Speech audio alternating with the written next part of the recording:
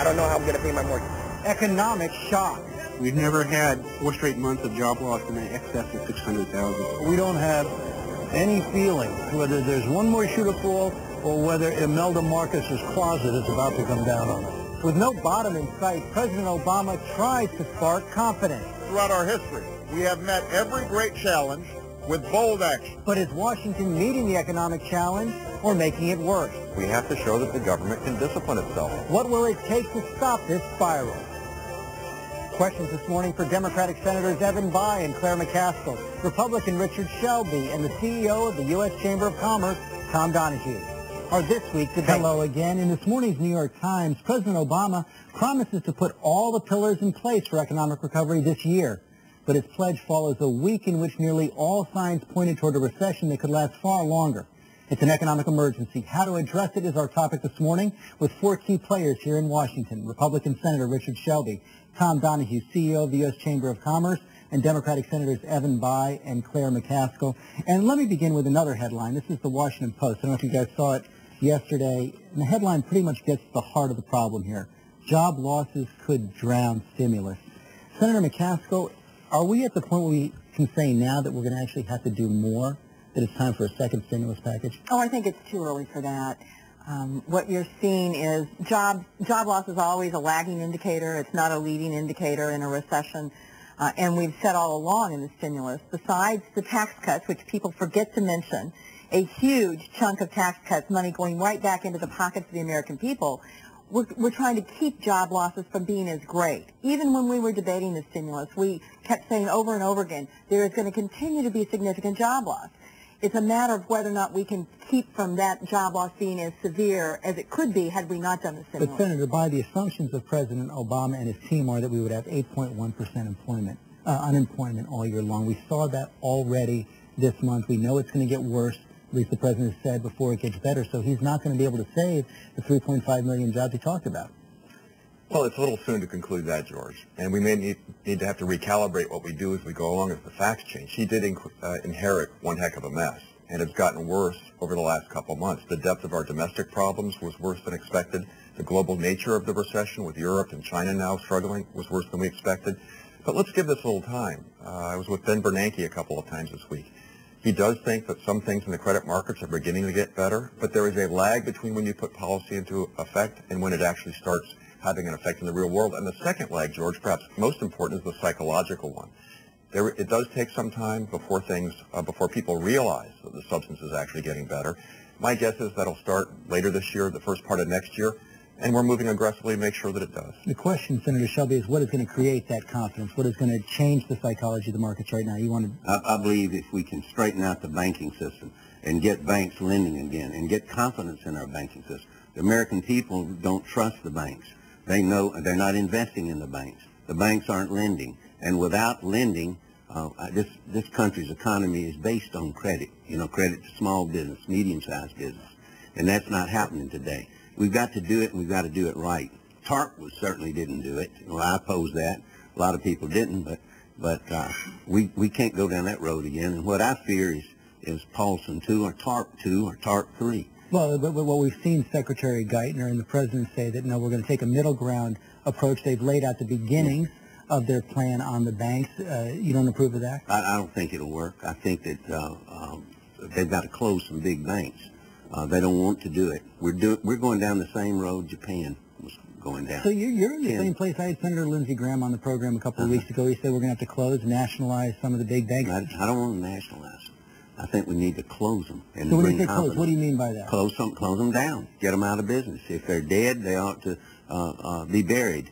We bury the small banks. We've got to bury some big ones and send a strong message to the market. And I believe that people will start investing in banks. People aren't buying. You're talking Citigroup? Well, whatever. Citi's always been a problem child. You're shaking your head. Well, I believe that the TARP thing had a very important value, and that is it put liquidity in the banks that let them meet their requirements. Otherwise, they would have to be put out of business. And they're holding that money. They haven't spent it. They're waiting to find out where the floor is. And when they get to the floor, then we'll be able, on the economy, then we'll be able to figure out how to put more money back in the economy. Is it practical to talk about closing down big banks? it's not practical to talk about closing a bank that is integrated throughout the whole global economy.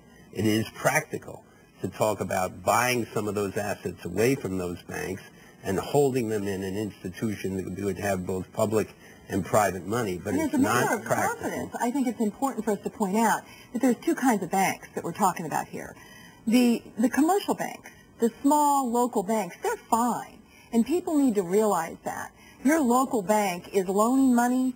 It is operating as it always has. It may be suffering in stock prices because of what's going on the stock market, but they are doing a great job. In fact, most of the commercial banks, the local banks, have loaned more money in the fourth quarter of last year than they had the fourth quarter of the previous year. What do we do with these big banks, these few big banks that are in big trouble? Well, I think a plan has been laid out. I think, and now what they're doing is they're doing this evaluation to look at the strengths and the weaknesses of each of these banks so we know what's there.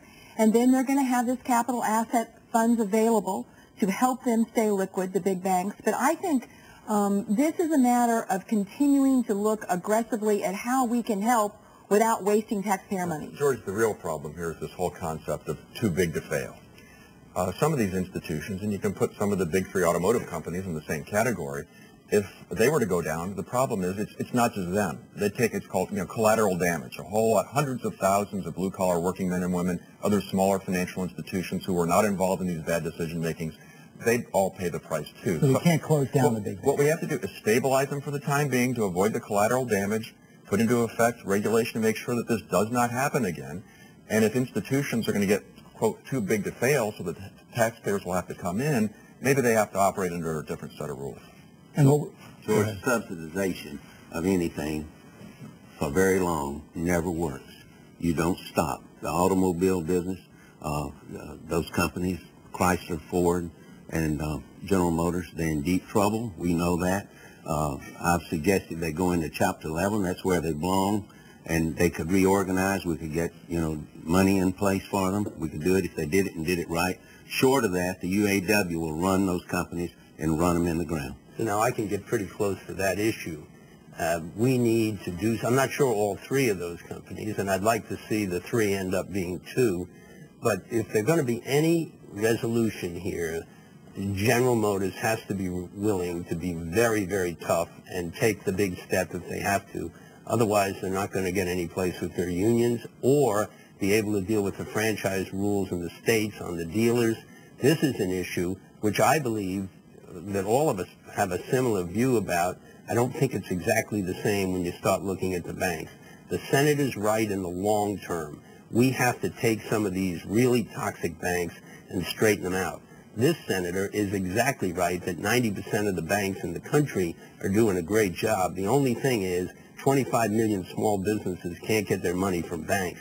We have to get the asset-backed lenders back in business. We have to put individuals in the position to do what they've always done, is to lend to small companies. Those guys create the job. Let me bring this back to the issue at the top of the congressional agenda right now. Spending bill, more than $400 billion, more than 8,000 earmarks. Senator Bayh, you're one of two Democrats who's come out unequivocally against this bill, in part because of the earmarks, in part because of the size. Do you think that you're going to be able to prevail? Senator Reid could not get the 60 votes he needed on Thursday. I think ultimately they'll get the votes to pass the bill, George, but I think there are substantive and perceptional problems with this bill. Substantively, the deficit is over $1 trillion. Our national debt is going up more than $1 million per minute. We have to borrow most of this money from abroad, which weakens our country. I think this is a time to show that we can economize, do better than across-the-board increases that are many times the rate of inflation. So that's my substantive problem. For example, if we were just to continue last year's levels of spending for the remainder of this year, we'd save $250 billion over the course of the next 10 years to help solve our long-term deficit problems. The perceptual problem, which I think is just as great, is that at a time when many Americans are having to tighten their belts, many businesses are having to make tough decisions, it looks as if Congress is just on autopilot, immune from the problems that most people face. That undermines confidence in the system. I think we need to keep faith with the American people and show we can do what they do every day. Senator Shelby, you're one of the few Republicans who's actually for this bill. Why is he wrong? Well, I think he's wrong for two reasons. We differ on some things and agree on others. First of all, these are a compilation of 9 appropriations bills. A lot of people voted for a stimulus bill, a TARP, that's $1.5 trillion. Now they say, oh, we better not vote for a $400 billion bill to fund the government. I think we ought to fund the government and move on. Are there some things in this bill that I don't like? I wouldn't vote for if I could.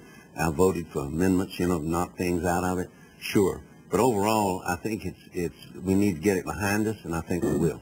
Now, Senator McCaskill, you are an unequivocal opponent of earmarks. You've asked for 0 earmarks. You voted to strip them out, yet you're supporting this bill. I don't quite understand that. Well, I have done everything I can possibly do to reject the process of funding projects through earmarks. I vote against earmarks when I get the chance, as long as we're voting against all of them. And I've dropped another bill to reform the process even further this week. But I don't think I can sit on the sidelines on every budget vote, because I got to tell you, George, you talk about a habit that's deeply ingrained and a culture that's very hard to get rid of. These guys love these earmarks. They love the ability to have the power, to pick out projects to fund. And, some of the earmark projects are great. But the process, I think, is fundamentally flawed. That's why Evan and I were the only 2 Democrats that voted to strip every single one of them out. And as long as we have a chance to keep reforming it, I think we need to keep moving forward and get the government funded. One distinction from what Richard said, the TARP vote was about stabilizing the financial system at a moment of crisis last September, October, when the economy, according to the chairman of the Fed, was about to collapse. And hopefully we're going to get most of that money paid back. The stimulus bill, the job-creating bill, that was focused, or was supposed to be focused like a laser on stabilizing the economy at a time when you pointed out in the headlines it is in terrible straits. This is just general government spending, and it's increasing many times the rate of inflation. What are we as members of Congress going to do to sacrifice? To show the American people that in the long run there is some fiscal discipline around this town. If we can't keep restraints in place for just 1 year, what does that say to the marketplace? So I think this is an important part of reinstilling confidence and, frankly, helping the president, who wants to get the deficit down and wants to remove these earmarks. Senator Shelby, you have more earmarks in that bill than just about 40 other senators. Can you defend the process? Absolutely. I will defend every earmark. Every one of my earmarks have been released to the press. Everyone has I think, been vetted in the committee and publicly in my state. I don't want an earmark that has no merit, but I do believe that we ought to have the power to appropriate things with merit, and that's what that's one of the reasons I'm voting for this bill.